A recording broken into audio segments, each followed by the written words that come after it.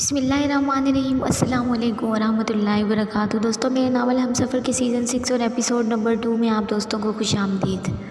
अगर आप मेरे चैनल पर नए हैं तो चैनल को सब्सक्राइब करें और साथ में लगे घंटी के बटन को ज़रूर दबाएं ताकि हर नई वीडियो का नोटिफिकेशन आप दोस्तों तक सबसे पहले पहुंच सके।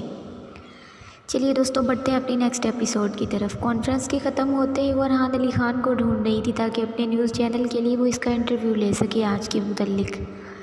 अरहान अली ख़ान इसका जेठ भी था जो नाज़िया से बेहद प्यार करता। वो इनकी चहेती थी और नाज़िया भी इसकी बहुत इज़्ज़त करती थी। और आज भी आलियार से ताल्लुक़ ख़त्म करने के बाद भी वो इस घर के हर फ़र्द का एहतराम करती थी। मिस नाज़िया किसी के बुलाने पर वो मुड़ी थी। सर, आपको बुला रहे हैं, आपने इंटरव्यू लेना था ना इनका। वो सर इस बात में हिला के इसके साथ आगे बढ़ गई। रूम के सामने रुक के इसे अंदर जाने का कह के वो शख्स अब जा चुका था। वो अंदर आई थी, सामने ही कोई इसे रॉकिंग चेयर पर बैठा नज़र आया।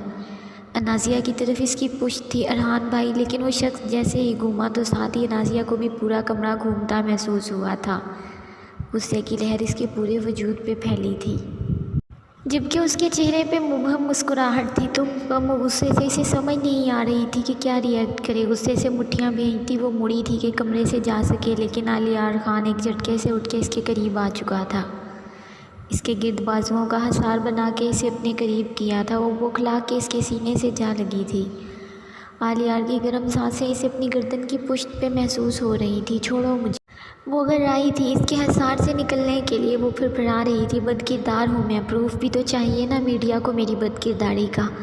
तो अब इसका रुख मोड़ के वो अपनी तरफ कर चुका था, लेकिन चौंका नहीं था। इसकी पुश्त पे हाथ रखे इसे अपने बेहद करीब किया। दोनों की अथल पथल होती सांसें एक दूसरे का चेहरा छू रही थी। आलियार ख़ान इसकी आंखों में आंखें गाड़े हुए था। मेरी बीवी देगी मेरी बदकिरदारी का प्रूफ सबको। वो चबा चबा के बोला था, मुझे कोई भी प्रूफ देने की ज़रूरत नहीं किसी को। वो चटक के बोली थी, साथ ही पूरा जोर लगाया था इसे खुद से अलग करने के लिए, लेकिन बेसूद। आलियार की गिरफ्त काफ़ी मजबूत थी। वो तिलमिला के रह गई। अच्छा, मीडिया को ये बात बताने की बड़ी ज़रूरत थी तुम्हें कि मेरा हस्बैंड बदकिरदार है, वो दृष्टि से बोला था। मैंने किसी भी मीडिया के सामने ये बात नहीं की। छोड़ो मुझे, वो दांत पीसती हुई बोली थी। झूठ मत बोलो। वो अब भी सर्द निगाहों से इसे देख रहा था। तुम्हारी तरह झूठी नहीं हूँ मैं, तुम एक बदकिरदार और कातिल इंसान हो। वो भी नाज़िया थी, एक बहादुर जर्नलिस्टिक न्यूज़, एक नडर न्यूज़ रिपोर्टर। ये तो तुम भी जानती हो कि तुम्हारी फैमिली के कत्ल में मेरा कोई हाथ नहीं है।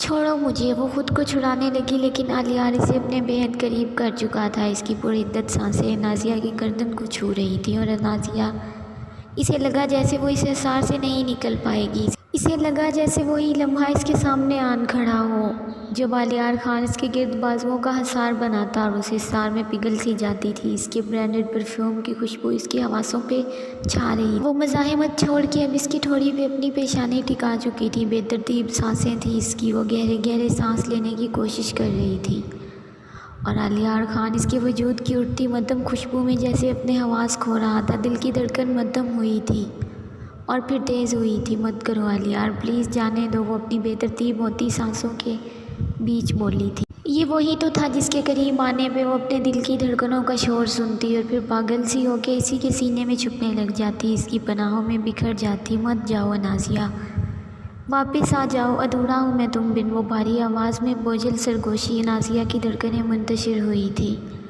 I can't. आलियार के हाथ की गिरफ्त कम हुई थी और वो एकदम से पीछे हुई थी। भीगी पलकों से इसे देखने लगी।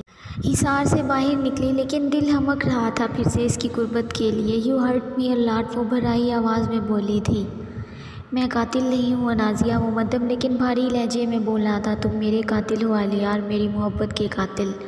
आंसू का कतरा फिसला था इसके चेहरे पर। वो मुंह मोड़ के इस कमरे से जा चुकी थी, जबकि आलियार वहीं किसी हारे हुए जवारी की तरह खड़ा इस बंद दरवाजे को देखता रहा। जानती हूँ आलियार, तुम कातिल नहीं हो, तुम मेरी फैमिली के कातिल हो भी नहीं सकते, लेकिन तुम मेरी मोहब्बत के कातिल हो। चलते हुए इसके दिमाग में यही सब चल रहा था।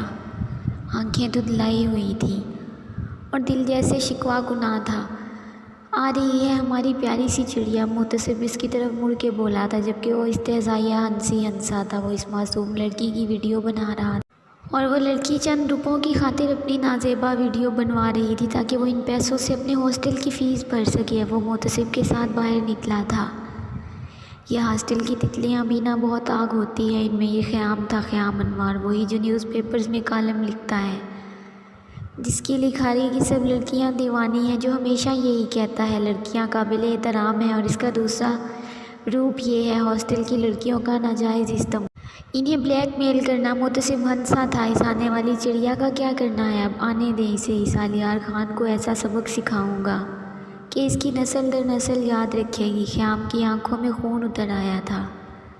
اسے کیسا لگا تھا وہ بچ پائے گا اتنی بڑی فیملی کا گدھا نازیہ کو چھیننے چلا تھا مجھ سے؟ اس عزت دار فیملی کی عزت تو اب میری مٹھی میں ہے، اور میں اچھالوں گا اب اس کی عزت۔ منہ چھپاتا پھرے گا وہ گھرایا تھا، ٹینشن نہ لے، سب ہو جائے گا، وہ نازیہ بھی تیری ہو جائے گی، اور علیار خان کا پتہ بھی صاف ہو جائے گا۔ محتسب نے اسے تسلی دی تھی، وہ میری ہو یا نہیں فرق نہیں پڑتا مجھے، بس مجھے اسے استعمال ہی تو کرنا ہے۔ علیار نہیں جانتا کہ نازیہ کو خود تک پہنچانے کے لیے میں کیا کیا کر چکا ہوں اور کیا کیا کر سکتا ہوں۔ اس کی آنکھوں میں وحشت تھی، شفقت تھی۔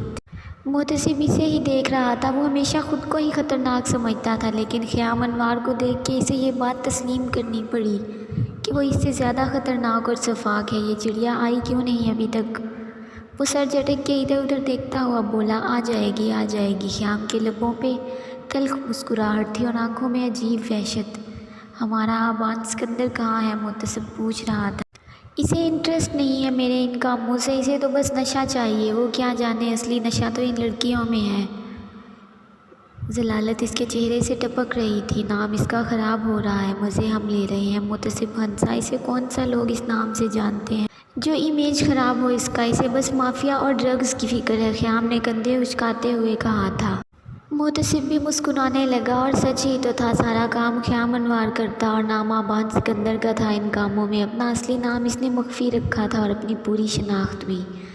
ارحان علی خان نے اسے گھر پہ بلایا تھا انٹرویو کے لیے، اور وہ مانی بھی اس شرط پہ تھی کہ علیار خان نہیں ہونا چاہیے گھر پہ، جس پہ ارحان علی خان کھل کے مسکرایا تھا۔ وہ ابھی لاؤنج میں ہی تھی، گھر کے ملازم اسے دیکھ کے خوش ہوئے تھے اور اس کی تواضع کے لیے کچن میں مصروف ہو گئے تھے۔ ہمارے گھر کی رونق آئی ہے، ہماری چھوٹی میم صاحبہ آئی ہیں۔ جبکہ محترمہ نازیہ سکون سے گھر کا جائزہ لے رہی تھی، ارحان علی خان شاور لے رہے تھے، تبھی وہ فرصت سے گھر کا جائزہ لیتی سیڑھیاں چڑھتی اوپر آ گئی اپنے، اور علیار کے کمرے کے سامنے ایک پل کو رکی تھی۔ وہ دل زور سے دھڑکا تھا، ادھر ادھر نظر دوڑا، وہ کون سا گھر پہ ہے کہہ کے مطمئن سی ہو کے وہ کمرے کا دروازہ کھول کے اندر گئی تھی، اور بہت سی خوبصورت یادوں نے دل پہ زور زور سے دستک دی تھی۔ درد کی ٹھیسیں سی اٹھی تھی، لیکن اس کے لب مسکرا رہے تھے، ہلکی ہلکی سی مسکراہٹ تھی ان لبوں پر۔ سامنے اپنے اور علیار کی مسکراتی تصویر پر نظر پڑی تو ہونٹ سکڑ گئے تھے۔ وہ قدم آگے بڑھاتی گئی، کچھ دیر رک کے اس نے تصویر کو دیکھا، پھر سر جھٹک کے اس نے اپنا وارڈروب کھولا تھا۔ اس کے ڈریسز ویسے ہی ہینگ تھے، اس کے فٹ ویئر، اس کے بیگ سب ویسے ہی تھے جو 6 مہینے پہلے وہ چھوڑ کے گئی تھی۔ اس کی نظر ساتھ ہی اس دشمن جاں کے وارڈروب پہ پڑی تھی، اس نے وہ بھی کھول دیا، ویسا ہی تھا سب جیسا اس نے سجایا تھا۔ اس کے برانڈڈ پرفیوم کی خوشبو اس کے نتھوں سے ٹکرائی تھی، آنکھیں موند کے اس نے اس خوشبو کو اپنی سانسوں میں اتارا تھا۔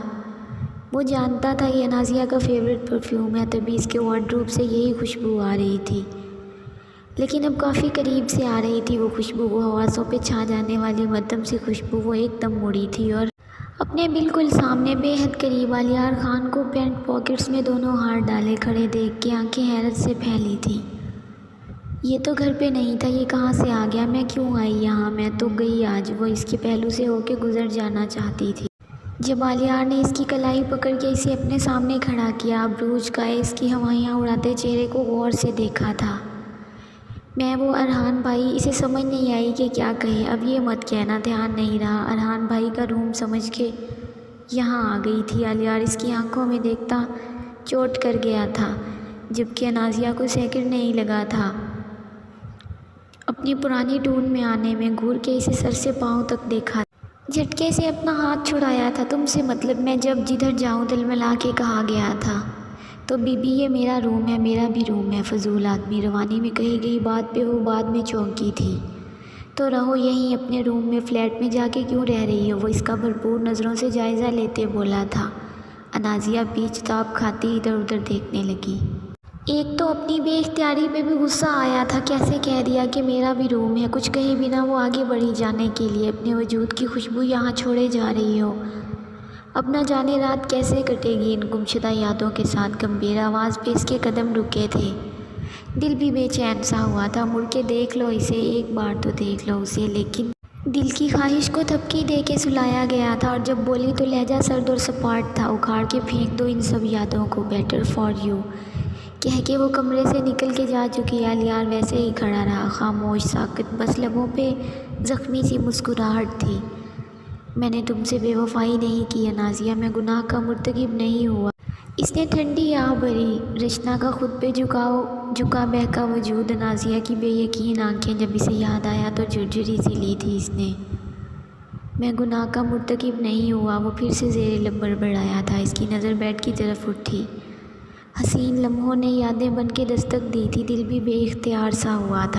نظر ڈریسنگ ٹیبل پہ گئی تھی، دل بوجھل سا ہوا تھا۔ اب تو ہر طرف یہی یادیں تھیں، خوبصورت درد دیتی یادیں۔ اب لمحہ لمحہ کیسے گزرے گا میرا یہاں نازیہ، اپنے وجود سے مہکا جو گئی ہو میرا کمرہ۔ زیر لب مبہم سا کہتا وہ ٹائی کی نوٹ ٹیلی کرتا وہیں بیڈ کے کونے پر بیٹھ گیا تھا۔ جب تھکن سی ہونے لگی تو پیچھے کی طرف لیٹ گیا تھا، آنکھیں موند لی تھی۔ جب زلفوں کا جال اس کے چہرے پہ پھیلا تھا، نرم و نازک لمس کا احساس اپنی گردن پہ محسوس ہوا تھا اسے۔ لب مسکرا دیے تھے اس کے، اب وہ آنکھیں نہیں کھولنا چاہتا تھا۔ کھول دیتا آنکھیں تو وہ لمحے، وہ لمس، وہ بوجھل سانسوں کا شور کھو دیتا وہ۔ جب زلفوں کا جال اس کے چہرے پہ پھیلا تھا، نرم و نازک لمس کا احساس اپنی گردن پہ محسوس ہوا تھا اسے۔ لب مسکرا دیے تھے اس کے، اب وہ آنکھیں نہیں کھولنا چاہتا تھا۔ کھول دیتا آنکھیں تو وہ لمحے، وہ لمس، وہ بوجھل سانسوں کا شور کھو دیتا۔ وہ خود کو ان لمحوں کے حوالے کر رہا تھا، ان لمحوں کا اسیر ہو رہا تھا۔ رات کے 8 بج رہے تھے، وہ تھکی تھکی سی اپنے فلیٹ کی طرف آ رہی تھی جب امتصال کی کال آئی تھی اسے۔ کہاں ہو تم؟ نازیہ نے ابرو اچکا کے پوچھا تھا۔ او یار، جاسم مجھے سرپرائز دینے لے جا رہا ہے، if I am so excited. اچھا ہے نا؟ میتھ سے آگے بھی کچھ سوچا اس نے؟ وہ شروع ہو چکی تھی اور نازیہ نے یوں ہی چلتے چلتے اپنی امڑتی ہنسی کو روکا تھا۔ تو مطلب رات کو تیری نو انٹری گھر پہ؟ نہیں یار، آؤں گی رات کو، پر تھوڑا لیٹ ہو جاؤں گی، جاسم خود ہی مجھے چھوڑ دے گا۔ تجھے اس لیے بتا رہی ہوں کہ تو میرے بنا انجوائے کر اپنا ڈنر۔ ویسے اگر الیار سے تیری لڑائی نہ ہوئی ہوتی تو ابھی تو بھی الیار کے ساتھ ہوتی ڈنر کرتے ہوئے، پھر مجھے تیری ٹینشن بھی نہ ہوتی۔ ارے ہاں بابا، دل پرسکون ہوتا کہ میری پیاری سی دوست ایٹ لیسٹ اکیلی تھوڑی ہے۔ بائے، اس کا بھی لوڈ ابھی اس کے ساتھ ہے۔ وہ پھر سے شروع ہو گئی تھی۔ امتصال بس کر دے جا کے جاسم کا دماغ، وہ اکتا کے بولی تھی۔ جاسم کا دماغ کیوں؟ ہم پیزا کھا رہے ہیں، اینڈ یو نو واٹ، اس سے پہلے کہ وہ شروع ہو جاتی۔ ہیلو ہیلو، آواز نہیں آ رہی، I can't get you, hello hello, over acting کرنے لگ گئی، اور امتصال نے منہ بسورے کال ڈسکنیکٹ کر دی تھی۔ نازیہ اس کی باتوں پہ مسکراتی ہوئی اپنے فلیٹ کی طرف آئی تھی، بیگ سے چابی نکال کے دروازہ کھولنے ہی لگی تھی جب کسی ذی روح نے اس کی کلائی پہ اپنا ہاتھ رکھا، اور نازیہ چیخ کے پیچھے ہوئی تھی۔ جاری ہے دوستو اگر آپ کو ویڈیو اچھی لگے تو اسے لائک اور اپنے دوستوں کے ساتھ شیئر لازمی کیا کریں۔ اگر آپ میرے چینل پر نئے ہیں تو چینل کو سبسکرائب بھی لازمی کریں، اور ساتھ میں لگے گھنٹی کے بٹن کو بھی ضرور دبائیں تاکہ ہر نئی ویڈیو کا نوٹیفیکیشن آپ دوستوں تک سب سے پہلے پہنچ سکے۔ ملتے ہیں نیکسٹ ایپیسوڈ میں، تب تک کے لیے اللہ حافظ، اپنا خیال رکھیں اور دعاؤں میں یاد رکھیں۔